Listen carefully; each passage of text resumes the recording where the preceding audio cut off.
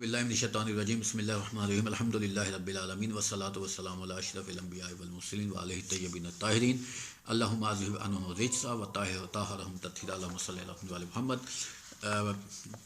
ہم نے جو ریسنٹلی ٹاپک شروع کیا تھا کہ بعض لوگوں نے صرف قضاء کو لیا ہے اور بعض نے قدر۔ اب قضاء اور قدر چونکہ اس میں بڑا ضروری ہے، اس پوائنٹ پر اس کانسیپٹ کو سمجھنا بڑا ضروری ہے، کیونکہ اس کانسیپٹ سے ریلیٹڈ بہت سی آیات آئیں گی جس میں یہ اشتباہ پیدا ہوگا کہ یہ مجبور ہے گناہ کرنے پر، یا یہ مجبور ہے اللہ بعض جگہوں پہ کہتا ہے کہ وَيُضِلُّ بِهِ يَشَاءُ وَيَهْدِي بِهِ مَن يَشَاء، کہ اس طرح کی آیات ہیں کہ اللہ جس کو چاہے گمراہ کرتا ہے، جس کو چاہے اللہ ہدایت دیتا ہے۔ اٹ ڈزنٹ مین کہ وہ اللہ گمراہ کر رہا ہے وہ اللہ کی طرف فیل کیوں ہے۔ اس ساری ڈسکشن کو میں اس لیے کرنا چاہتا ہوں تاکہ یہ ایک بیسک، ہم اس وقت جو بیسکس جو ہیں قرآن کی وہ سیکھ رہے ہیں، اور اس عقیدے کو سیکھنا بڑا ضروری ہے۔ اب اس کو میں بتاتا ہوں، آپ کو ڈیٹیل بتاتا ہوں کہ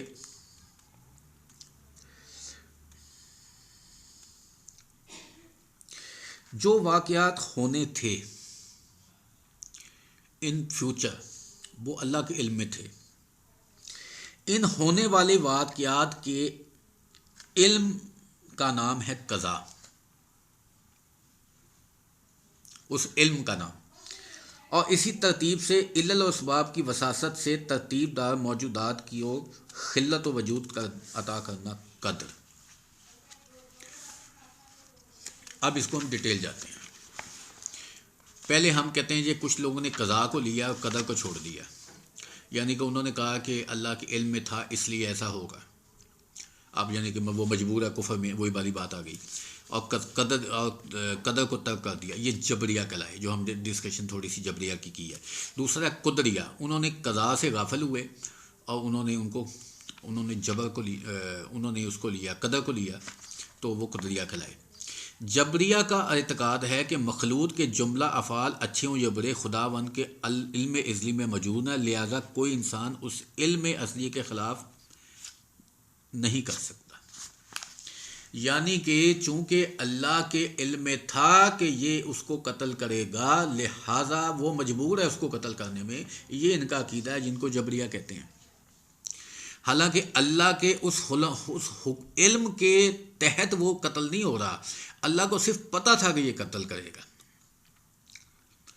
تو اس کو ہم نے، اور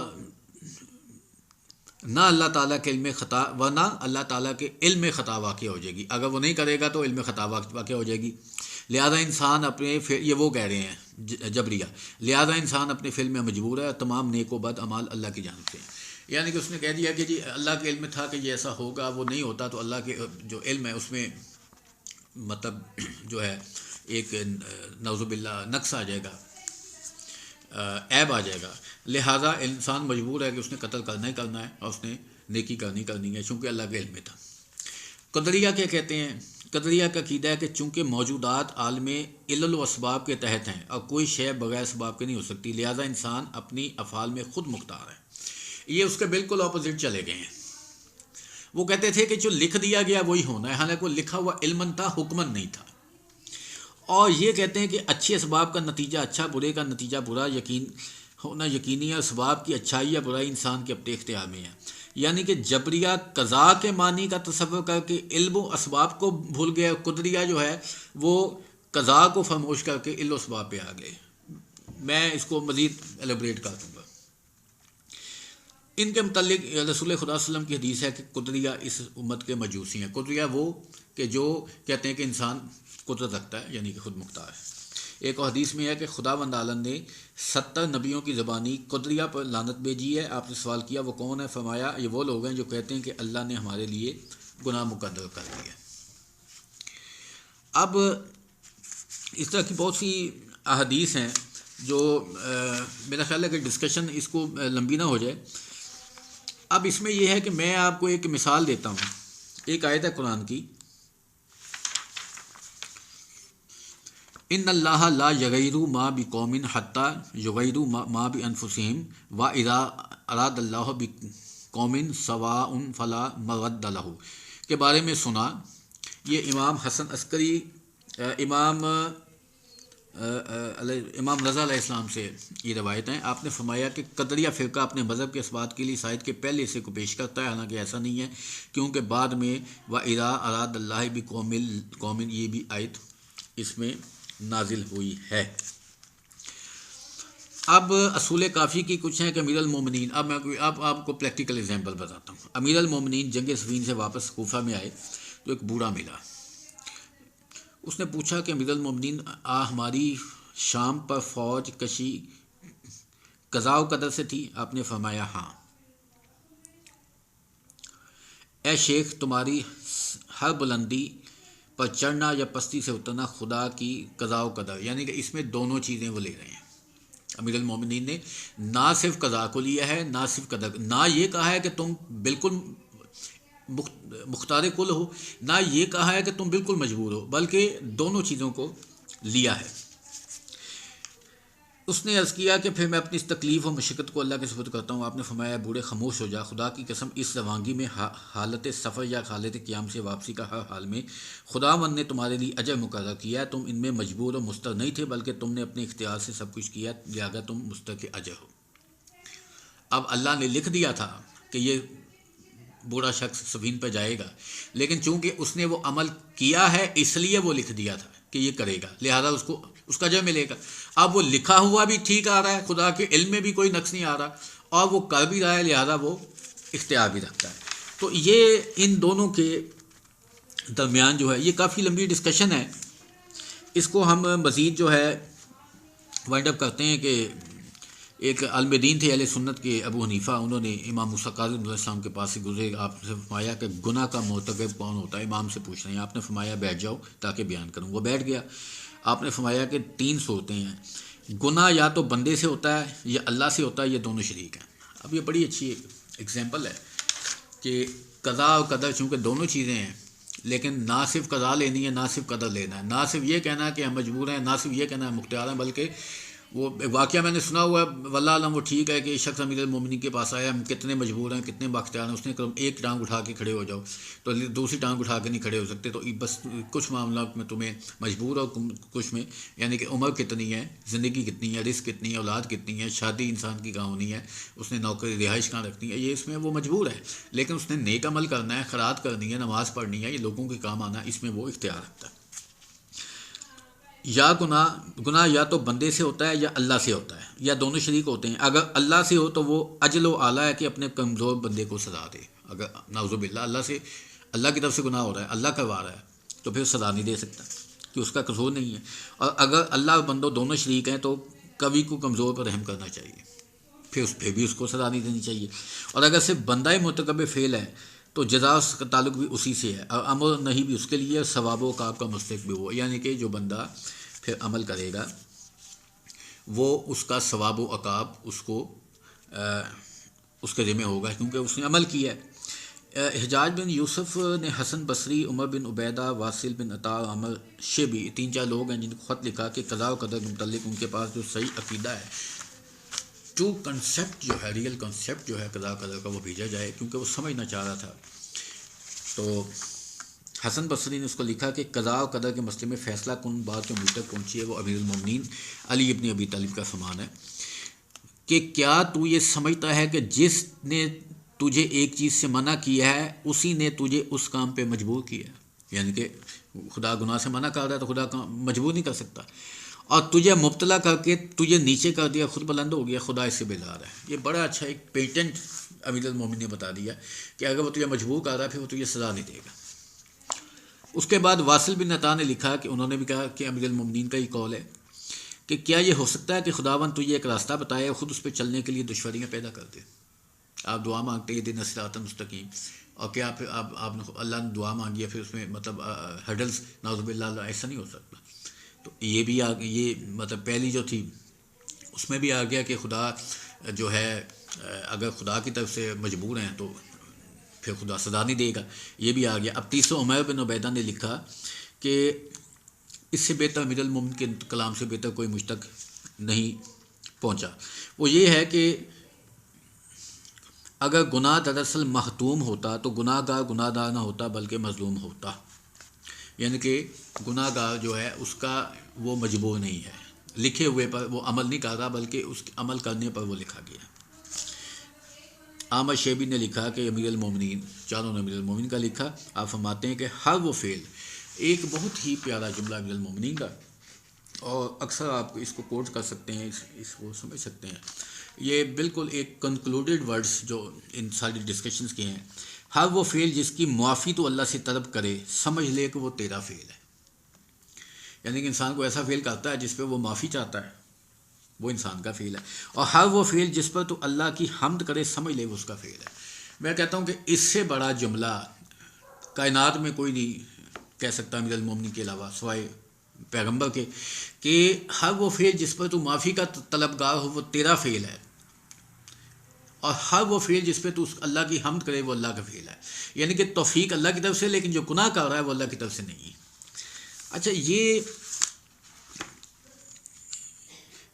اس کے بعد ایک شخص نے امام جعفر صادق سے قضا قدر کے متعلق پوچھا، آپ نے کہا کہ جس فعل پر تو فعل پر تو عبد کی ملامت کر سکے وہ اس کا فعل ہے، جس پر عبد کی ملامت نہ کر سکے وہ اللہ کا، مطلب یہ وہی اس کی ریفلیکشن ہے، اسی امیر چونکہ بیٹے ہیں، فرزند رسول ہیں، امیر المومنین کے وارث ہیں، تو وہ اسی ڈفرینٹ انداز میں آپ نے اس کو بتا دیا۔ اب دیکھتے ہیں کہ اس کو میں ایک ایگزامپل دے دیتا ہوں آپ کو۔ اس ایگزامپل کو مرزا قمی سے پوچھا گیا کہ فیصلہ وجدان سلیم، دیکھیے کہ انسان کے ہاتھوں میں بعض اوقات کو ایسے رشا کی بیماری ہوتی ہے، ہاتھ ایسے کانپتے رہتے ہیں۔ یہ جو ہاتھ کا کانپنا یہ اختیاری نہیں ہے، اس میں وہ مجبور ہے، لیکن اگر آپ ہاتھ سے خود حرکت دیتے ہیں ہاتھ پاؤں کو، اس میں آپ اختیار رکھتے ہیں۔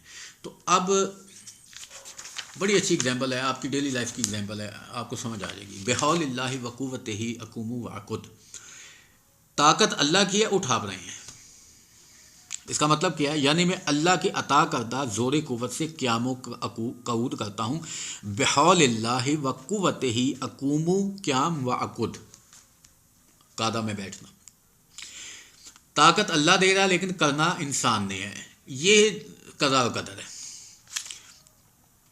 اس کی مزید تفصیل ایسے ہی ہے کہ انسان جو ہے وہ اختیار ہے کہ جائے دین کو قبول کرے اور نہ کرے، اور خدا جو ہے وہ اس نے چونکہ راستہ دکھا دیا ہے۔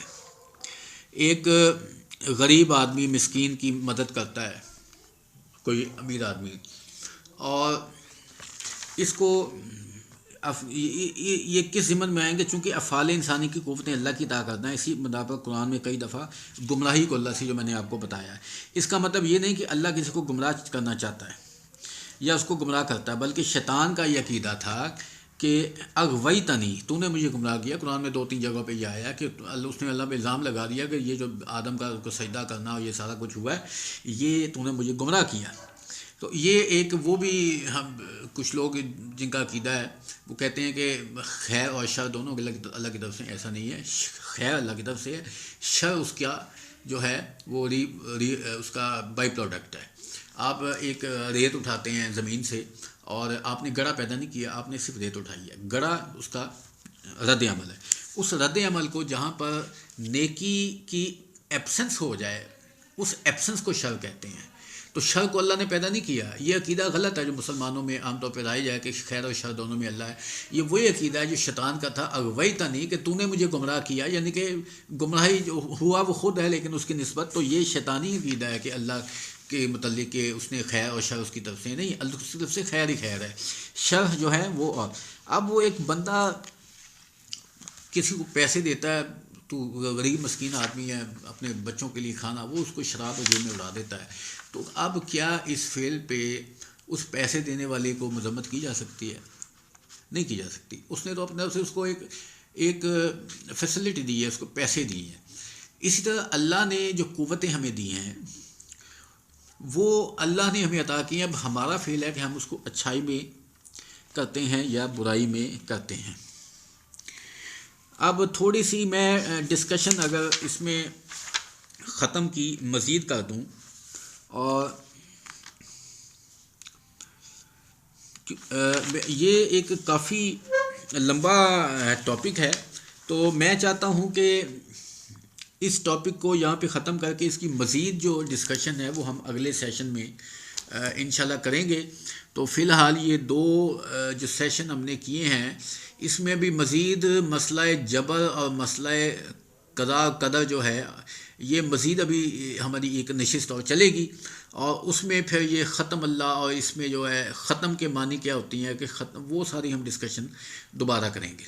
تو ایک سیر حاصل ہم نے اس پہ گفتگو کی ہے. ان آیات کو پڑھیے، ان کو سائنٹیفکلی بھی دیکھیے اور ان کو تجزیہ کیجیے کہ آپ کے جو اعضاء ہیں جو اللہ نے دی ہیں، کیونکہ یہ تین راستے ہیں، آنکھیں، کان اور دل، جن سے آپ علوم حاصل کرتے ہیں، جو آپ ایکسٹریکٹ کرتے ہیں، جو آپ نالج لیتے ہیں. کوئی بھی آپ کا جو فرسٹ ہینڈ نالج ہے، جو فرسٹ ہینڈ آپ کے آرگنز ہیں جو ریسیو کرتے ہیں اس انفارمیشن کو، وہ انفارمیشن یا تو آنکھ ہے یا کان ہے یا دل ہے. تو اس لیے اللہ نے ان کو بتایا ہے کہ یہ چونکہ ان کے یہ تینوں چیزیں جو ہیں، ان کے کان بھی جو ہیں وہ جو ہے قلب جو ہیں ان کے، وہ اس پہ بھی پرابلم آ گئی ہے، ان کے سماعت پہ بھی آ گئی ہے غشاوتن، اور ان کے آنکھوں پہ وابصار، آنکھوں پہ پردہ آ گیا ہے. تو جب ایک انسان جو ہے اگر آپ اس کو اس کا دل محسوس کرنا بند کر دے، ویسے تو وہ مر جائے گا، لیکن ویسے میں ایک تھیوریٹیکل بات کر رہا ہوں، پریکٹیکلی بات کر رہا کہ نہ آپ چونکہ اس کا دل نہیں ہے، جو اس کا جو قلب ہے وہ محسوسات کو نہیں لے رہا، اور اس کی آنکھیں نہیں ہیں تو وہ مشاہدہ نہیں کر رہا، اس کے کان نہیں ہیں وہ سن نہیں رہا، تو ایسا انسان کوئی انفارمیشن نہیں لے سکتا اور علم حاصل نہیں کر سکتا. اور علم چونکہ آگاہی ہے اور خدا شناسی اور اللہ کی معرفت جو ہے وہ علم سے آتی ہے. تو یہ تو تین بیسک ہمارے یہ جو سورسز ہیں، یہ جو تین سورسز اللہ نے ہمیں دیے ہیں، اگر ان پر ایسی آ جائیں پرابلم آ جائیں جس کو کہ قرآن نے کہا ہے کہ ختم اللہ علی قلوبہم، کہ اللہ ہے سرٹیفائڈ کہ اب یہ نہیں کریں گے، اب یہ نہیں کریں گے، تصدیق کر دیا کہ اب یہ اس لیول پہ جا چکے ہیں کہ ان کی واپسی ممکن نہیں ہے. اٹ ڈزنٹ مین کہ ہی ہیز اسٹیمپ کہ وہ کر دیا اس نے کہ جی بس اب یہ میں نے کہہ دیا اس لیے نہیں. اس نے ان کا ٹرینڈ دیکھتے ہوئے، ان کی اپروچ دیکھتے ہوئے، ان کی اسکل دیکھتے ہوئے کہ یہ اس حد تک برائی میں آگے جا چکے ہیں کہ اب یہ ان کا دل چاہے بھی تو یہ اس سورس کو کر کے اس کو نہیں لے سکتے روحانی طور پر. اور ان کی آنکھیں، ان کا مشاہدہ جو ہے یہ اس حد تک اس پہ غشاوت ان پردہ آ گیا ہے کہ اب یہ باقی تو منظر دیکھ رہی ہیں، لیکن جیسے ائمہ سے حدیث روایت ہے کہ اصل بندہ وہ ہے جو اہل بیت کی جو ہے محبت سے اور ان کے فضائل سے اندھا ہے. تو وہ ویسے تو دیکھ رہا ہے، یہ ایک اس کی تعویل بھی ہے کہ لوگ قیامت والے دن جو ہے وہ اندھے اٹھائے جائیں گے، یا وہ اس میں وہی ہوگا کہ ایک بڑا مشہور واقعہ ہے، وہ انشاءاللہ میں اگلی نشست میں کوشش کروں گا، جو ہمارے ایک آیت اللہ کے ساتھ وہاں پہ سعودی عرب میں پیش آیا. انہوں نے اس کی کہا کہ آپ اس کی تعویل کرتے ہیں، تو انہوں نے کہا اس کی تعویل یہ ہے. تو یہ ہم انشاءاللہ ڈسکشن کریں گے اور کوشش کریں گے کہ اب اس رابطے کو مسلسل رکھیں اور قرآن کو سمجھنے کی اللہ ہمیں توفیق عطا فرمائے، اس پہ عمل کرنے کی توفیق عطا فرمائے. وآخر دعوانا ان الحمد للہ رب العالمین.